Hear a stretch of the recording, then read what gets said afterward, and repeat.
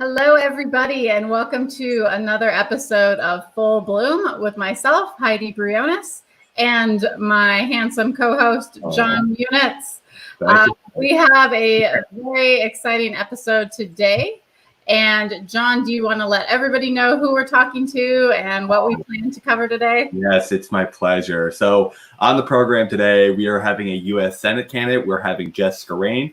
She is looking to represent Delaware. So we'll be talking to her today about her journey to running, as well as what she's going to be championing if she's successful in her campaign, as well as the strategies she's looking to use when she hopefully wins to implement that agenda and what it's going to take to win that race. So we're really looking forward to that. Let's start getting into it.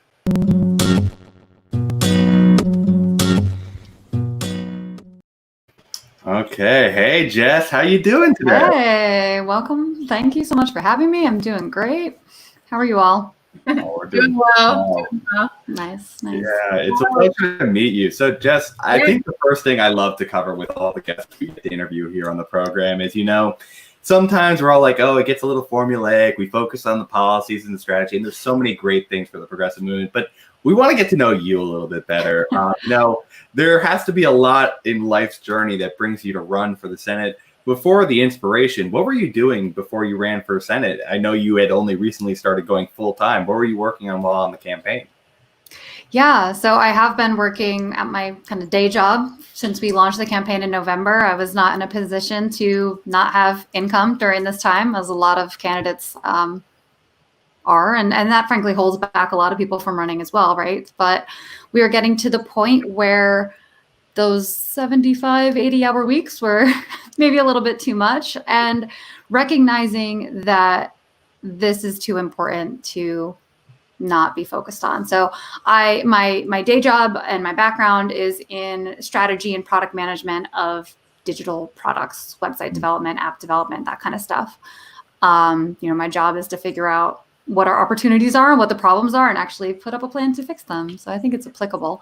But I really looked at where I was at and with 2 months left in this race, and the fact that thousands of people are giving their hard-earned money to this campaign, hundreds of volunteers are giving hours of their lives to this campaign. The last thing that I wanted to do was not also commit as many hours as I could to this campaign. So I did take leave from my job starting last week, and now I'm full-time campaigning. And the work that I kind of did even before running was more outside of my day job, was more in nonprofit sector work. So I am a Delawarean for 10 years.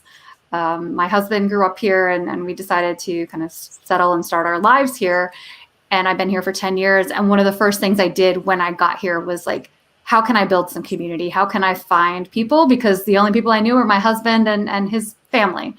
And I made an effort to build community through nonprofit and volunteerism. And I worked as a tutor and a mentor to elementary age students with a focus on reading for a few years.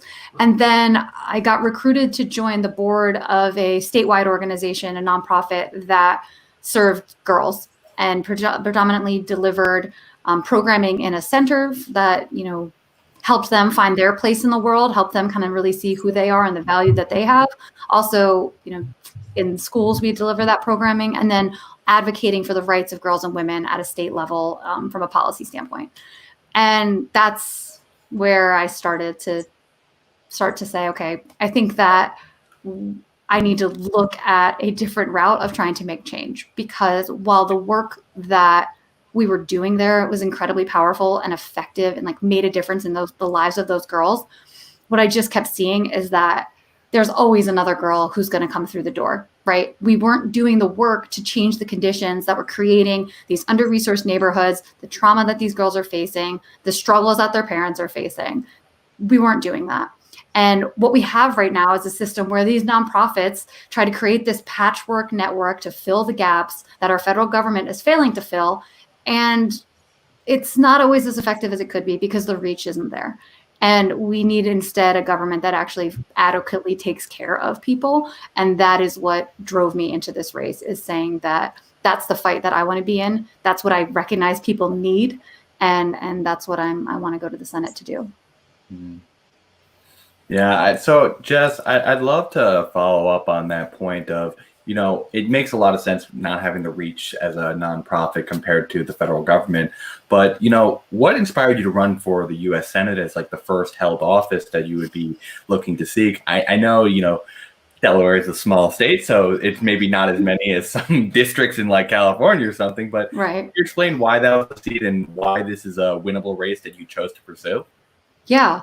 So why this seat is incredibly important. It's certainly a question I've got asked. And there's a lot of people who are kind of unhappy with my decision to do that, right? I think there's this maybe out of date opinion that you have to work your way up, but I really don't see levels of government as entry level positions and stepping stones. I looked at what is the change that I actually want to make in this world. And it's that far too many Delawareans are struggling in the wealthiest country in the world, and there's no excuse for it.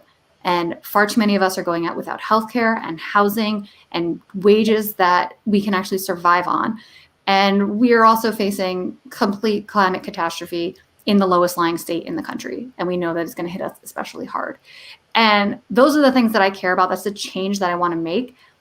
So I looked at the seats where I can make that change, because the last thing that I want are people who see levels of government as something they can work up through or use as stepping stones to get to the next place of ambition. The last thing I want is someone on my school board who doesn't recognize what they can do with the power of a school board seat and only sees it as a way to put something on their resume so that they can run for the state house or state senate. That? Yeah, right. Right. Like, and I think that happens a lot. And I think that's what people were telling me to do. And I was really disgruntled by that, because my stance is I want people on my school board. I want people on my city council who care about those issues, not people who are looking to say, where does this get me in 2 years? What can I run for next? Let's run people who see the seat as valuable and want to use it and use the power of it to its fullest. And that's why I ended up at Senate. And I particularly ended up there because of my opponent and the incumbent, and being incredibly disappointed in the way that while he was going on television and talking the talk of being in opposition to Donald Trump, he has now voted to confirm over 120 Trump judges to the federal judiciary, people who are going to be there for the rest of my lifetime, who are anti-choice, anti-civil rights, anti the Affordable Care Act, which the senator purports to support. And I was just tired of seeing this talk that doesn't match actions. And I was really disappointed in the record when it comes to the aiding Trump's agenda, as well as legislating in favor of the interests of his corporate donors rather than the needs of Delawareans that he was actually elected to represent. Absolutely. Yeah, a lot of good stuff there. I ran as well, and I heard the exact same things when why don't you work your way up? And I'm like, well, the issues that I want to tackle are federal issues, to be frank. Those are the and who has the time? When we're looking at something like the climate crisis, I really sat here and I said, I have a moment and I have an opportunity right now. I'm at a point in my life where I can do this. And the last thing that I want to do is look back in 5 years or 10 years when I had an opportunity to actually make a difference and see the world in a far worse place and know that I didn't do anything. Yeah. And that's where I'm at. And I think that that's where a lot of people like you, Heidi, and I, who are just sitting in these moments and looking around us at the world that we are in and saying, we have given people a chance and they have failed us. And we don't have 10 years to wait, to work our way up. And I have never shied away from going after what it is that I want and doing the things that I think are important to help the most people.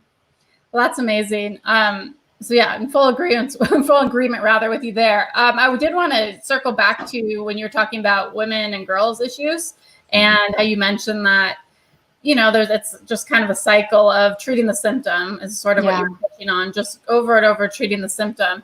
And what are some policies that you have that you think would get to the root of those issues? Do you feel like it's your economic policies? Do you feel like it's your education policies? What do you feel would really truly help these underserved communities that you were helping and these women and girls Do you find that you have a few policies there that are foundational to that would really help in those areas? Yeah, absolutely. And I think what I recognize and I think is important to always call out is that all of those things are so interlocking. Yeah. And like, we really can't advance one without advancing the other. And we can separate them out and we can talk about them separately, but we also have to recognize like where they're tied together.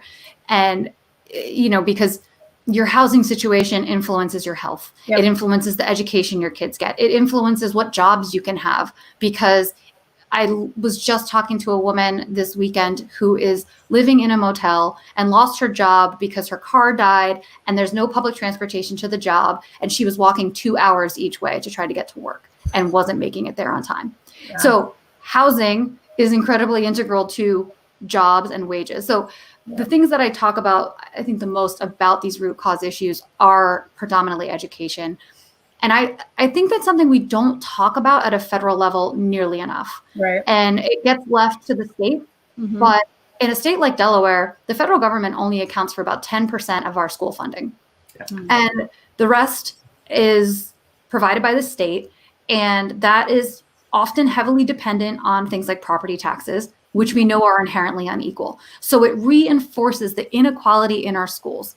And we see from zip code to zip code how schools are affected because of that. And then we force school districts to go to do referenda to ask for tax increases and ask for money from the districts rather than just giving them the money that they need to do their job. Yeah. And this is incredibly important in a state like Delaware, where our schools have become essentially resegregated. We have situations where we have choice programs where people who are well connected and know how to use this system can choice their kids into one school and pull them out of their local school. And we have kids crisscrossing and riding buses for 45 minutes to get to their schools, rather than saying, how do we actually create strong neighborhood public schools? And the funding piece is incredibly important. We just had a school district here that had to go and do a referendum to get $10 million to basically continue functioning.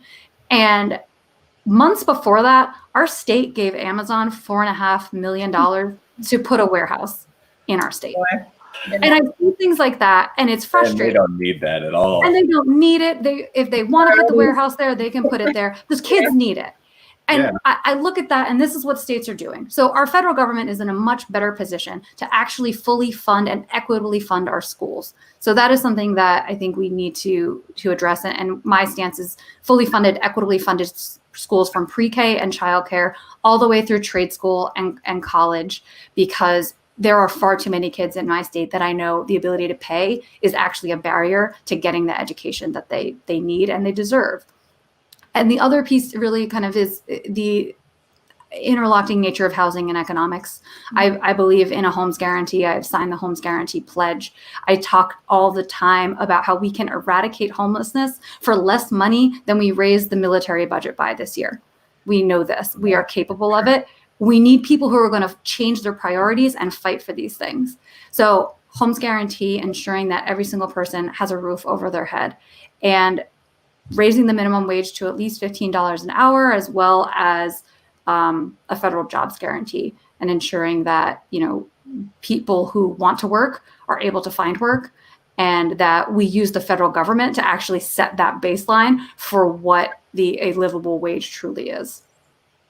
Yeah, I love to drill down in some of those policy areas. Yes, I love the intersectionality you brought to the conversation about how we can't just say that one of these issues being solved is going to solve the entire puzzle, because you're so right. The education funding is, in my opinion, one of the best pieces to focus on, because it is directly tied to your housing, because so much of it is being funded by property taxes. I'd love to hear, in your opinion, what that equitable level kind of looks like. How do you determine what the federal government should be distributing to these localities? Is there a target number? Is there any specific methodology that you would say is equitable across the board? I think that Delaware is certainly not a state to use as our model, I'll say. And the reason for that is because we don't even have what's called weighted funding. So in a lot of states, when you have children who are coming from low income neighborhoods, who are maybe English language learners, who are maybe, facing other inequities, you put more money toward behind that student, because you know that they are going to have larger burdens to overcome. We don't even have that in our state. So it's things like that, and building formulas that account for that and undo the actual harm that has been done in so many of our communities for now generations. Because it's not enough to look at a point in time and say, the past is the past, let's just move forward from there. Because there has been generational harm done, particularly when we're talking about lower income and Black and brown communities, and particularly when we're talking about, housing and education. And we can use that funding model to then say, we actually are going to undo all of that. We're not just going to come to equal. We're going to ensure that we make it equitable. We're going to put the dollars into the schools so that we're talking about schools that can't even buy supplies. Like we know what the cost of a notebook is going to cost us. We can fund how many students are in the school. Let's ensure they have all the notebooks, they have all the supplies they need. Like those are the types of things that are easy to solve. You're right that the math around what does it take to actually educate a student is probably going to be a little more complicated. It is probably going to need to be different from place to place. Average, but yeah, you're absolutely right. It varies completely. But we know, to your point, that from state to state, we see similar numbers. Exactly. So we have a place that we can at least start from and agree that we're going to review this and see how effective we're being. We're going to not spend all of our time putting our effort into testing. We need to get back to actually teaching and change the federal standard for what it means to actually be an effective at teaching and an effective student. But I think there's a place that we can start, and we can absolutely look at a more global funding model for what it takes to truly educate a child in our country. Yeah, that makes sense. I'd love to cover a little bit more on now that housing part. I'll leave the federal jobs guarantee and $15 minimum wage to Heidi, who I know wants to. I know you guys have a different take there. I'm intrigued to talk about that, though. Yeah, I mean, I like the federal jobs guarantee, but we'll go into that for a second. I wanted to ask you about the homes guarantee. I think everyone here can recognize we should have housing for every single person. But I think where we sometimes get a little mixed up is like, what does that actually look like? Could you elaborate a little bit more on what logistically that looks like to be able to provide a home to every American and what that home quality is like? There's many models for housing, so I'm sure you have something specific in mind you're hoping each area looks at. Yeah, and I think there are a lot of tools there. I had a call earlier today where someone's like, are you just talking about rent control? And I'm like, no, that's a tool, but it's not the only one. And I think one of the things is just more, again, federal investment in housing. We spend, this blows people's mind and it blows my mind. The budget for HUD is lower than the amount of money we spend on the mortgage interest deduction every year. Okay. So we are spending more giving homeowners a deduction for the interest they pay on their mortgages than we are putting toward all federal housing and urban development. And we have the Faircloth Amendment in place that prevents us from actually building any new federal housing stock higher than the level that we were at in 1999. It's basically like we have to maintain that level. So that absolutely needs to be repealed and gotten rid of. And I really do believe that the federal government needs to build more housing, and that needs to look like, climate resistant housing, as well as we can use this as a tool to introduce more net zero emission housing into our system, which is where we should be moving as a whole. We can be using the power of the federal government to make change on that. And there's some other pieces that affect a broader swath of people. So that, to me, that also includes something like a tenant's bill of rights. Okay. And giving tenants actual power within the relationship that they have with landlords. Because if you've ever rented, I'm sure you know that's an incredibly one-sided relationship. Oh yeah, I'm currently going through that right now. Yeah, and how many people right now are struggling with their landlords potentially trying to evict them in the middle of a public health crisis? And so putting more ability for tenants to organize themselves and, collectively bargain with landlords, putting something that we like to talk about too is, your landlord's going to run a background check on you. You should be able to do the same. You should be able to see if there have been complaints against this landlord. You need to go into that relationship with the same level of visibility so that you can make, informed decisions about where you want to live as well. So I think it's both a federal program from an investment standpoint, as well as the addition of regulations that are going to make our housing market more affordable. Because right now, the housing wage in our country is about $19 an hour. And there are a whole lot of people that are not making that wage. And that means a whole lot of people are rent burdened and they struggle to find any kind of housing that they can actually afford. Totally makes sense. Yeah, definitely. Certainly agree there. I've been lucky to live in more tenant-friendly states, mostly on the West Coast, but I understand there are a lot of different state laws. So definitely like that, keeping everything tenant-friendly. I will go back to what John was talking about the federal jobs guarantee and 15 an hour, which I'm not necessarily against either of those concepts. I mean, especially like where I live in Oregon. I mean, 15 an hour is pretty much nothing in Portland and the Portland metropolitan area. So 15 an hour seems incredibly reasonable here. I mean, I don't know what it's like in Delaware, the demographics, to be perfectly honest with you. I'm assuming it's a lot different than where I am. My only concern, I guess, sometimes with the $15 an hour is the possible burden on small businesses or teenagers looking for their first jobs, certain entry-level positions.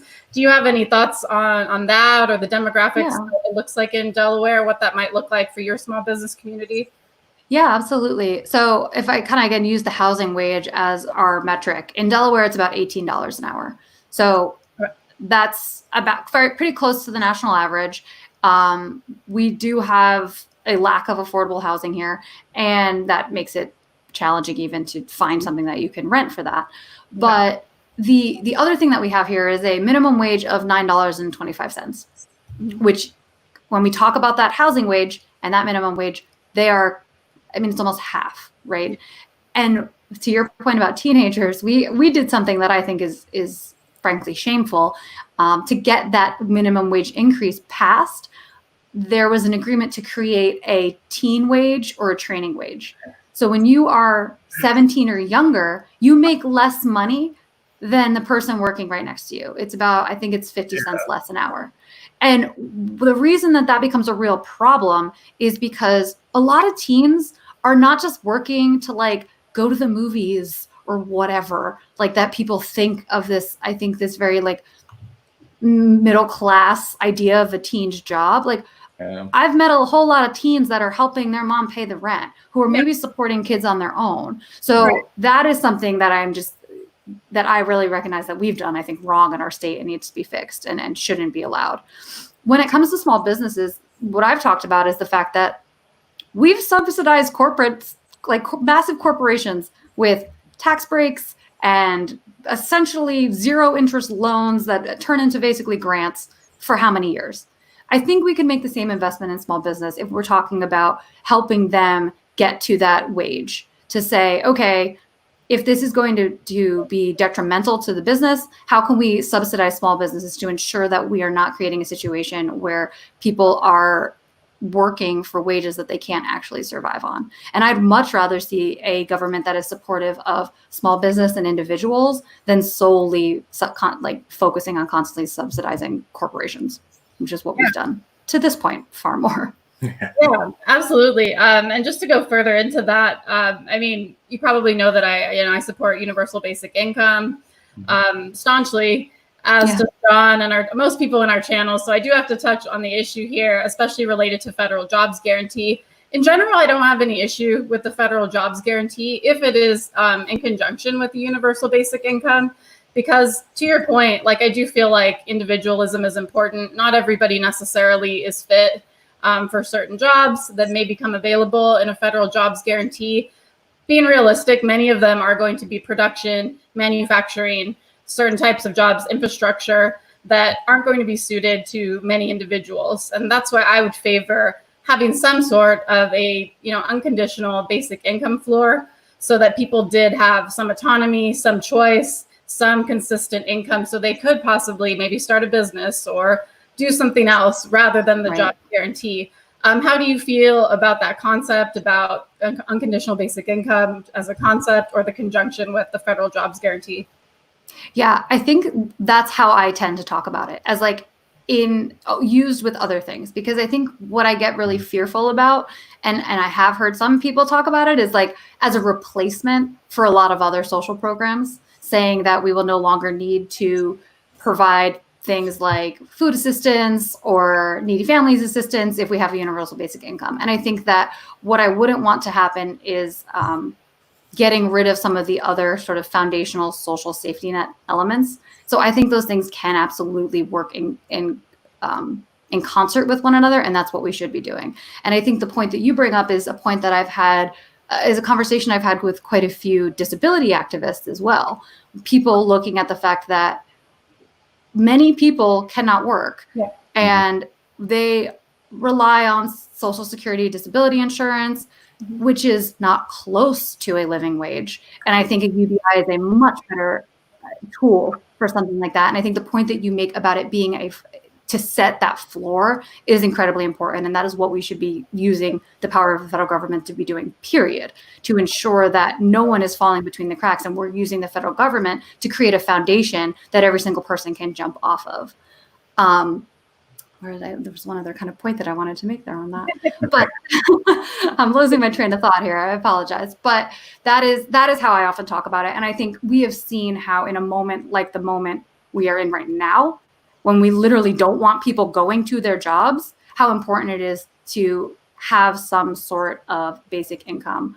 And I think that it should not solely be through a period of pandemic. It's something that we need people to be able to rely on. And the point I was going to make is that I think when you do both of those things, a federal jobs guarantee as well as something like a basic income, you're also kind of just decoupling this need to work that I think we have as a society been very focused on for a very long time. And that is not the only way to be of value or to be, and we've solely focused people's value on their productivity. And I think that has choked out so much of the other types of quote unquote productivity that we could have in a society. And that's what I like about something like a UBI is it starts to decouple identity and need of survival from work. And work can be much more about what do you actually want to be doing and find that and do that, because you don't solely need to sell your labor to try to survive.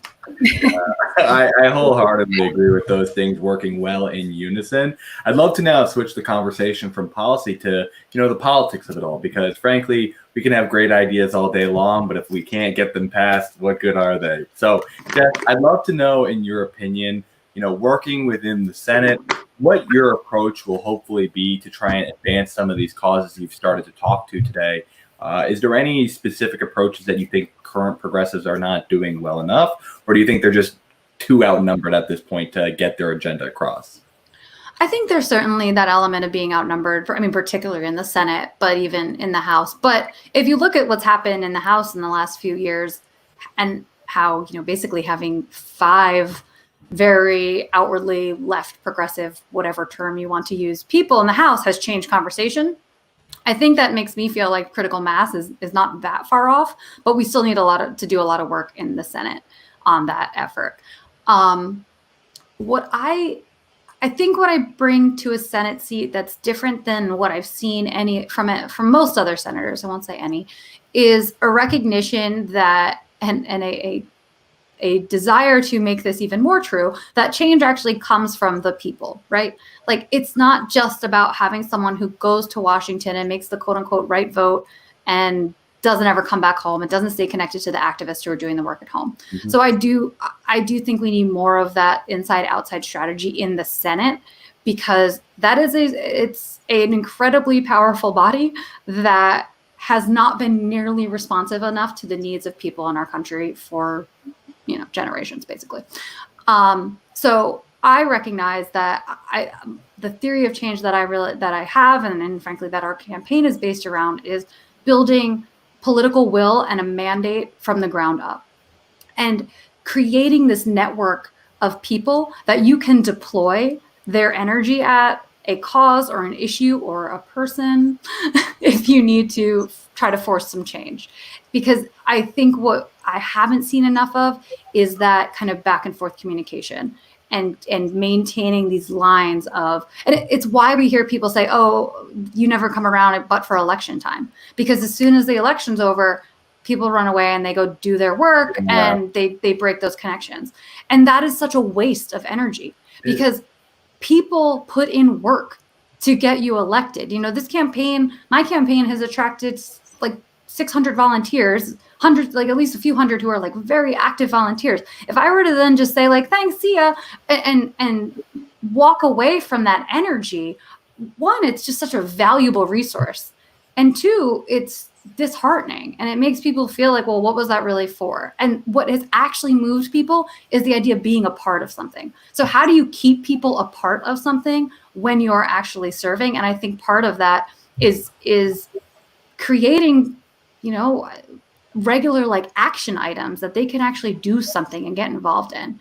And I think that we can't be afraid of challenging members who are not voting the way we need them to.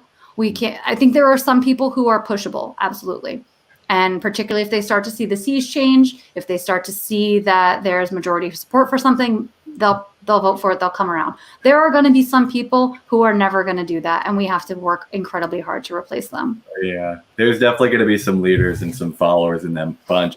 I wanted to ask one follow-up on that. You know, I think one of the roles that we have in this kind of representative democracy that we have is that, yes, we have this give and take with the people, but at the end of the day, the decision lies with you, hopefully being in office.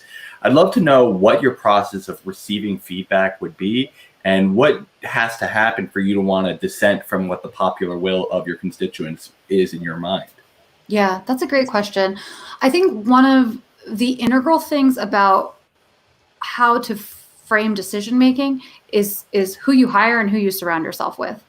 And that's something that, you know, we've already even talked about as a campaign, is wanting to bring people into our team, and we have done this already, who are already organizers in our state, who are already connected to the people who we need the federal government to serve. Because again, if you sever that contact and you spend all your time with people in DC, you're going to lose sight very quickly of the people who you actually need to be focused on. So I think who you hire, who you talk to, who you surround yourself is incredibly important. One benefit of Delaware is you can actually get to DC and back like as a commute. So, you know, our senators have kind of always been known for that, or representatives have kind of always been known for coming home. So yeah, but that's an option, right? To like make sure that you're still in the state and being present with people.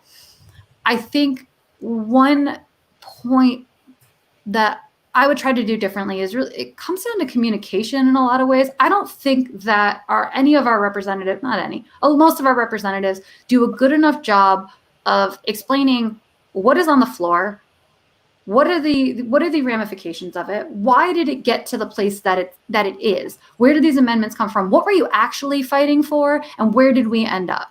Because when you obfuscate that and you don't share that information, and then the bill is just not that great, you lose people because they're just like, well, that's not what we wanted, and that's not even a great compromise, and it hurts me in this way. And it makes people just feel like none of this is ever effective and none of this will ever be good enough for me and it won't make my life better. So I think we need people who are able to have those conversations really directly and more openly. And I think when there are places where I may need to or want to go against where popular opinion is, that's where that line of communication comes in. And frankly, building trust with the constituents and saying, there's a reason that I'm doing this, and actually being open and forthcoming about that. I think making a commitment to saying that I want to be open, particularly about big votes, about why I'm voting the way I am, I think is difference making. Because again, it brings people along. Like, people's lives are challenging. We've talked about how much struggle people are facing, right? Like, they can't be cued in to every single vote and every single thing, but we can push that information out to them. And particularly when we're talking about big bills and bills that are really going to impact their lives, it's our duty to do that, to bring people along, because what we have now are a lot of people in office who I think recognize that their job is frankly easier if fewer people are involved. And what that means is corporate interests get to stay involved and lobbyists get to stay involved and the big money gets to stay involved, but the people don't. And that's what we really need to change is we need more people who recognize that the people need to be involved in these decisions and they have a right to know why you're voting or why you're writing a bill in a certain way. Yeah, absolutely. Definitely love what you said there about people, being in a struggle and not being able to stay up to date with everything and all of that. And I do believe that's one of the reasons that I personally like UBI, just to do a quick plug. Yes, exactly. It alleviates struggle. Really, and then it also connects them with the government each and every month in a really tangible way. Like everybody gets this. We're all citizens. We're all in this together. And they care if I don't starve, and right, exactly. So that's kind of just my side, just something to chew on. But and I appreciate that. And one thing I just want to add there, because one thing that I do think is incredibly important, and it's something that I haven't talked about as much. I talked about it a little bit more in March when that CARES Act first happened, was how easy it was for the federal government to just push billions of dollars to corporations via the Fed. I mean, that infrastructure is there. They know exactly how to do it. They write a bill, they change the numbers in the spreadsheet, and the money's out. Yeah. That infrastructure does not exist for people. And we need to build that infrastructure for actual people. Yeah. People have suggested that everybody should get a card that's attached to the Fed. And if something goes down, boom, right. And that's what I liked about Rashida Tlaib's bill was you're going to get a card and we know where you are and we can fill this card. Exactly. And that type of, I really consider that infrastructure. And we have the infrastructure for corporations and we don't have it for the actual people who the government is supposed to help. Completely ludicrous. I totally agree. One more serious question, then we will jump into some audience questions that I've seen come Not too serious. What's up? I just want to know, about what you mentioned about your race being winnable and Delaware being small, and how vital each and every volunteer is to you.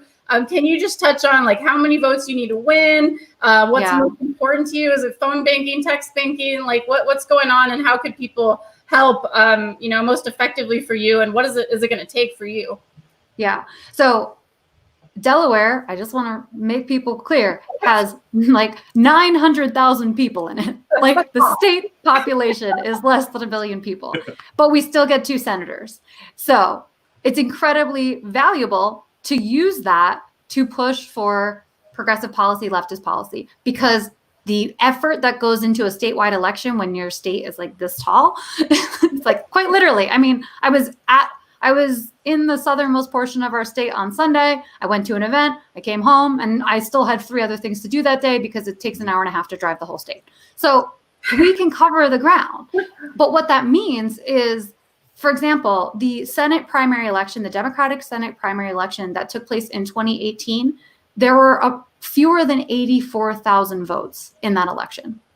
That is the size of some large city council races.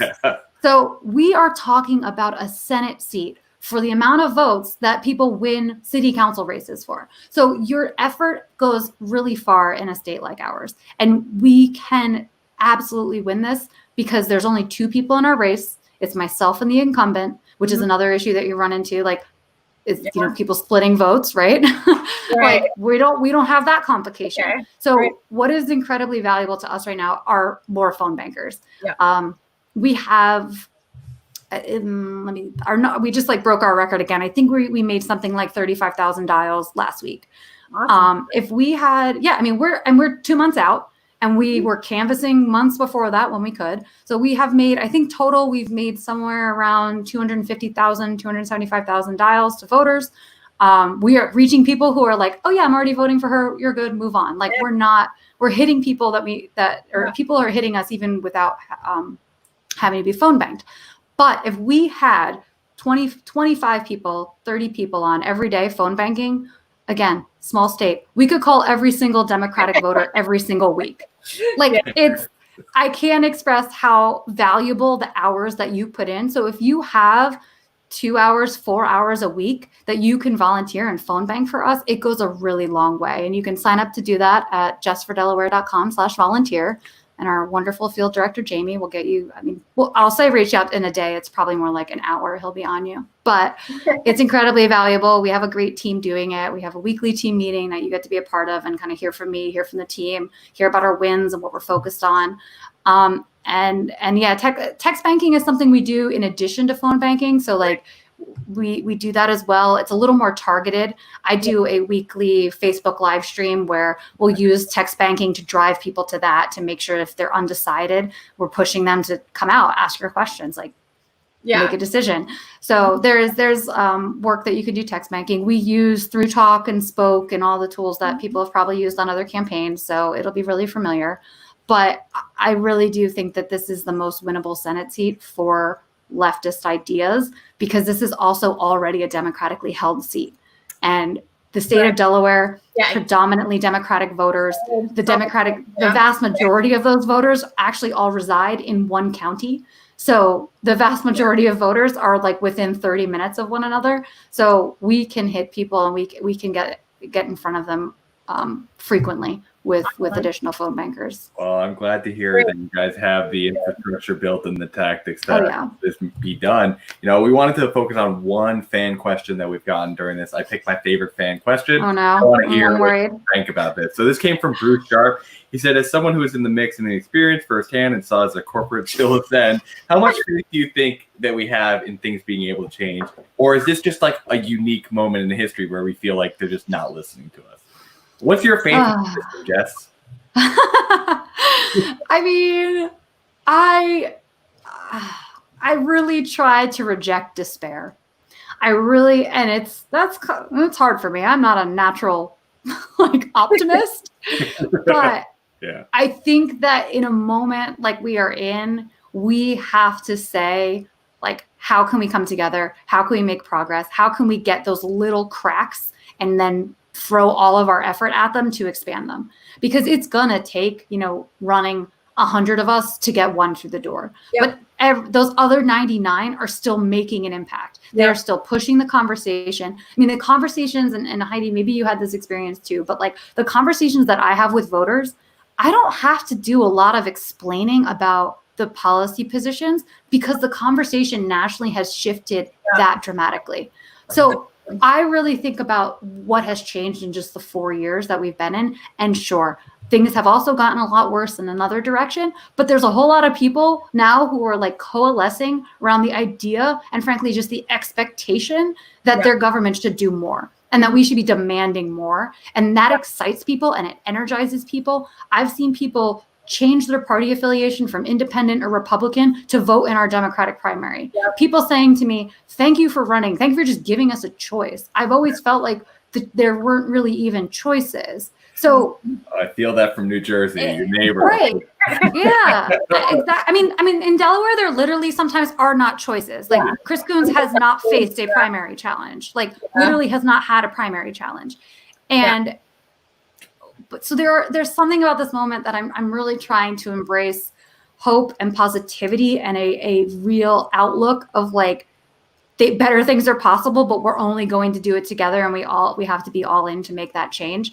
I think that there are certainly a lot of people who are in our government right now who are bought and paid for by corporate interests that we are not going to be able to change. And we have to do everything we can to, one, get money out of politics, and two, get them out of office.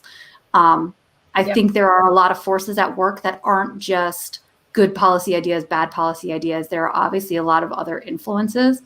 But we have to keep like doing things like this, like building media that does this work, like building other fundraising networks and all of that stuff that the establishment has, we're building basically right now. And it's in its infancy, but still look at how much success we're having. So I think that things do feel uniquely bad as well. But the fact that there are so many people who have not lost hope in that moment and who are galvanized by it, I think is something to hold on to and to help me sleep at night, at least. I am glad to hear that, because frankly, you would not be running for office if you were full of despair. Right. If I was just like, no, this stuff isn't working. It's over. Well, Bruce, I wanted to thank you for that question. We really enjoyed getting to handle that. Jess, it's been a pleasure getting to know you today. You got to preview some of the ways that people can help you out from Heidi's question. We have your website, justfordelaware.com, scrolling across the bottom of the page. Is there anything you want to leave as final thoughts for the people out there that enjoyed hearing what you had to say today? Yeah, no, I mean, please volunteer. We have less than 2 months, and that feels like a lot, but it's going to go really quickly. And I know I'm running against a establishment incumbent who had, $2 million before I was even in the race. So I know that late money is going to come in favor of him and against us. And I think it's incredibly important that we get in front of every voter right now, because they're going to do that late. They're going to do that thing that incumbents do where it's 2 weeks out. Now we're going to do our get out the vote, which is really just a ton of TV. And we need to make sure that we've talked to everybody before we get to that point so that we have them on lock and they don't get swayed by that. So now is absolutely the time. We've had too many people come too close. And if they just had another week or another 2 weeks, they might have won. I don't want that to be us on September 16th. So we're looking at September 15th is our election. And we have the infrastructure in place. We are doing the contact, but every little bit of help just increases those stats for us, makes it easier for us to do that work.